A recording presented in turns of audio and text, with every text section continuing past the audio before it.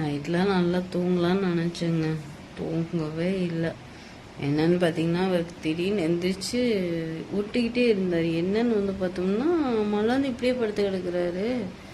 அப்புறம் கேட்டால் நேற்றே முடியலன்னாங்க, மூச்சு அடைக்கிற மாதிரி இருக்கு அப்படின்னு சொல்லிட்டு சளிக்கு பனி இறங்கி. அப்பயே நான் வந்து எப்பயுமே உடம்பு சொல்லனா மாத்திரை போட மாட்டாங்க.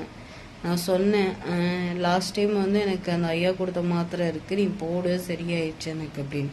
கேட்கவே இல்லை. இப்போ வந்து மணி 5 மணி தான் இருக்கும்.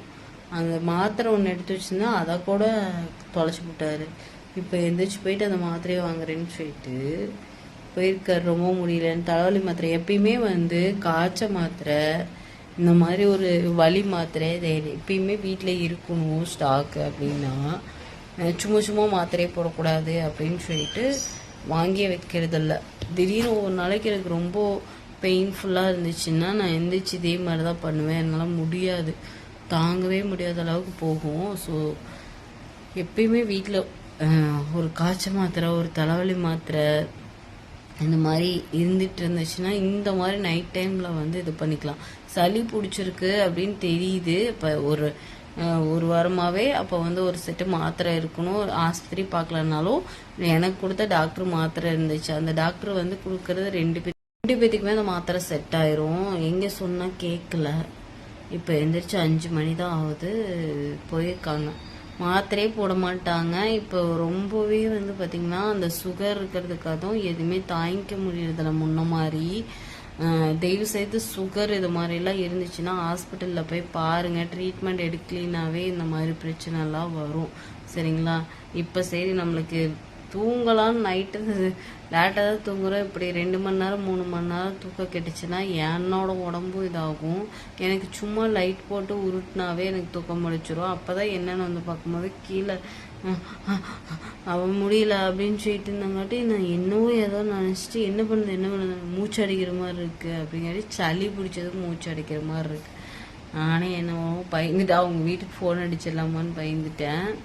ஸோ தயவு செய்து சொல்கிறேன், பனி பார்த்தீங்கன்னா வெளியே இப்போ அப்படி ஒரு பனி பெஞ்சிட்டு இருக்குங்க. இருங்க திருப்பி பார்க்க. இப்போ சில பேர்லாம் எழுந்திரிச்சு கூட்ட ஆரம்பிச்சிருக்காங்க. அந்த அளவுக்கு பனி பெய்யுது. 1 மணி நேரம் 2 மணி நேரம் தூக்கம் கூட இல்லை இப்போல்லாம். ஸோப்பா அதுக்கு தான் நான் சின்னதாக இருக்கும் போதே நான் என்ன பண்ணிக்கிறது, கொஞ்சமாக எனக்கு தலைவலி இந்த மாதிரி இருக்கும் போதே நான் வந்து அதெல்லாம் வந்து கொஞ்சம் உடம்பு சரியில்லைனாவே டேப்லெட் போட்டுக்குவேங்க. அதனால் ஆஸ்பத்திரி போனால் போய்க்குவேன். சரிங்களா? இப்படி வந்து ரொம்ப முடியல அப்படிங்கிற இதெல்லாம் கொண்டு வர மாட்டேன். சரிங்களா? அவங்கவுங்க அது உடம்பு சுகர்லாம் இருந்துச்சுன்னா கண்டிப்பாக வந்து ட்ரீட்மெண்ட் எடுத்துக்கணும். எடுத்துக்காமல் இப்படியெல்லாம் பண்ணிகிட்டு இருந்தால் ஒன்றும் பண்ண முடியாது. ஏன்னா கடை வச்சுருக்கிறவங்களுக்கு ரெஸ்ட்டே இல்லாமல் ஓட வேண்டியதாக இருக்கும். சரிங்களா?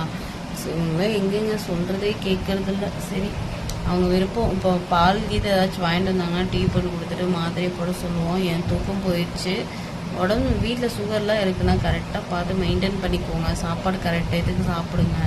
சரிங்களா? சின்ன சின்ன விஷயம். ஏன்னா எனக்குமே ஹார்ட் ஒர்க்கிங் நிறையா இருக்குது. நான் முடியாமல் படுத்துக்கிட்டேன்னா என்ன பண்ணுறதுன்னு சொல்லிட்டு தான் நான் ஓடிக்கிட்டே இருக்கிறேன், மாத்திரையும் போட்டுக்கிறேன். சரிங்களா? என்னையெல்லாம் கவனிச்சிக்க யாருமே இல்லை. அவருக்குனாச்சும் கேட்கறதுக்கு நான் இருக்கேன். என்னையெல்லாம் கேட்கறதுக்கு யாருமே இல்லைங்க. முடியலன்னா கூட நான் முடியலன்ட்டு அப்படியே படுத்து தூங்குவேன், அவ்வளோதான்.